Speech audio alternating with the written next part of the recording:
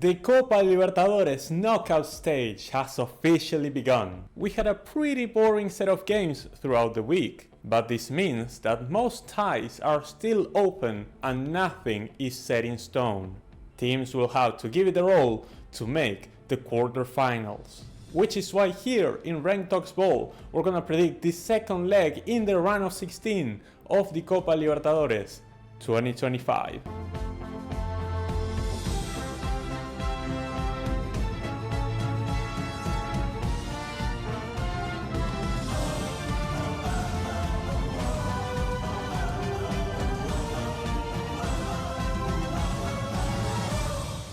Botafogo had a massive opportunity to close out the tie against Liga de Quito on the first leg, but instead they kept the Ecuadorians alive. Right after kickoff, El Fogao pushed forward, and after a bad clearance, Alex Telles found a pass for Arthur Guimaraes to slot the ball in and give Botafogo the lead within the first seconds of the match. It seemed like we were in for a massacre, but Liga de Quito took the initiative and Botafogo were not able to create anything in the counter-attack, dragging the rest of the game into a stalemate as neither team could create good chances.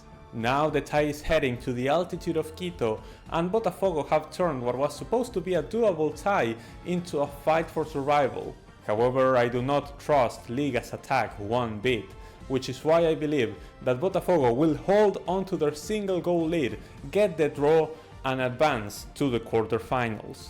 In the previous video I went against rule number 1 of Rank's guide for South American predictions, which is never trust the Colombian team. And I paid for it, as Atlético Nacional, despite having every single opportunity to beat this average Sao Paulo side at home, could not break the deadlock in the first leg. In the 14th minute, Nacional were awarded a penalty after a handball from Ferraresi, who should have been sent off later on in the game, but Edwin Cardona had one of the worst executions I've ever seen and missed the target entirely, wasting a massive chance to put the Colombians in front. El Verde continued being the one dominating the game, and in the second half, Marlos Moreno appeared on the far post to volley a cross, which ended up hitting the woodwork.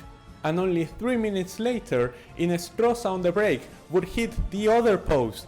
But in the 65th minute, Morelos was brought down inside the box by Ferraresi, who was allowed to stay on the pitch by the referee, and called another penalty for Nacional. Surely now they'd be able to score, but once again Cardona stepped up, and once again he tried to hit it soft, and his shot was easily saved by Rafael.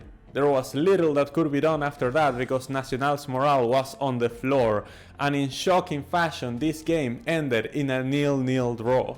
And now Nacional has to travel to the Morumbi to get a result, and I will not repeat my mistake. Despite how mid Sao Paulo has looked, I believe that at home they will win and knock out these bottlers from the tournament. River and Libertad played out a boring 0-0 draw in Paraguay. The Argentinians were the one putting the pressure on during the first few minutes, but they weren't able to finish their chances. This allowed the home team to grow into the game and have a spell where they could have taken the lead, but they were stopped by Armani and their poor finishing. The second half was all River, but once again they showed their lack of depth and presence in the attack, especially in the number 9 position. And despite having 20 shots, they were not able to score. The draw, however, leaves River in a better position going into the second leg at home in the Estadio Monumental. Game I think River will win to make the quarterfinals, the question mark being what will happen once they are there. Rule number 2. Never trust the Peruvian team. Palmeiras took care of business in Peru and eliminated Universitario in 45 minutes. Things started going south for the home team since the 7th minute, when Gustavo Gomez scored from the spot to give Palmeiras the lead. And only 5 minutes later, Flaco Lopez got a second. Universitario pushed and tried to create chances to get back into the game, but to no avail. And in the 30th minute, Vitor Roque scored to make it 3-0. In the second half, Palmeiras dominated possession and saw the game out, even adding a 4th goal to their tally after a shot from Piquerez hit the post and the rebound was headed in by Flaco Lopez to make it 4-0 in the end. And there's nothing else to be said here. At home, Palmeiras will walk the pitch and still they will beat Universitario to complete this demolition job. Racing took a defensive approach in their visit to Peñarol and they almost got away with it. In Uruguay, we saw a cagey game between these two sides, with lots of fouls and interrupted play, but it was always Peñarol the one to have the initiative. First, Mendes with a header tested the reflexes of Arias, and then Silveira smashed his shot against the crossbar. The second half was even more cagey than the first, but the game was decided by a header from Terans, who took advantage of a mistake from Arias to score the only goal of the night and give Peñarol the lead in this tie. Now everything will be decided in Buenos Aires. This could really go either way, there's no favorite in this race. But from what I've seen and considering the shaky form that Racing is currently in, I believe this game will end in a draw and Peñarol will be the one to advance. Vélez played a brave game away to Fortaleza. The Argentinians were the one who had the better chances in the first half, a shot from Brian Romero on the break and a header from Amana in a corner being the highlights. Both saved by Fortaleza's goalkeeper Leite. In the second half, the run of play was a bit more even but with no clear chances on either side. Fortaleza have transferred their bad form in the Brasileirao to the Copa Libertadores and now they'll have to find a result away in Argentina.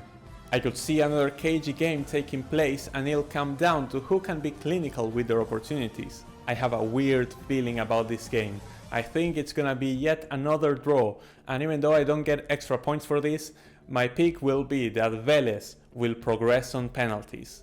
Well, I'll have to stop trusting my hipster self as well. Cerro Porteño and Estudiantes displayed one of the most dull performances we've seen from two teams in a Copa Libertadores game. In the first half, both teams only had shots from outside the box as their source of danger. In the second half, we saw a bit more action as both teams decided to actually link up and try to create opportunities. Cerro Porteño had the chance to take the lead with a header from Morel that was masterfully saved by Muslera. And just when it seemed that both teams were selling for the draw, a horrible tackle inside the box gave Estudiantes a penalty at the death that Ascasibar converted to give the Argentinians the lead in the tie.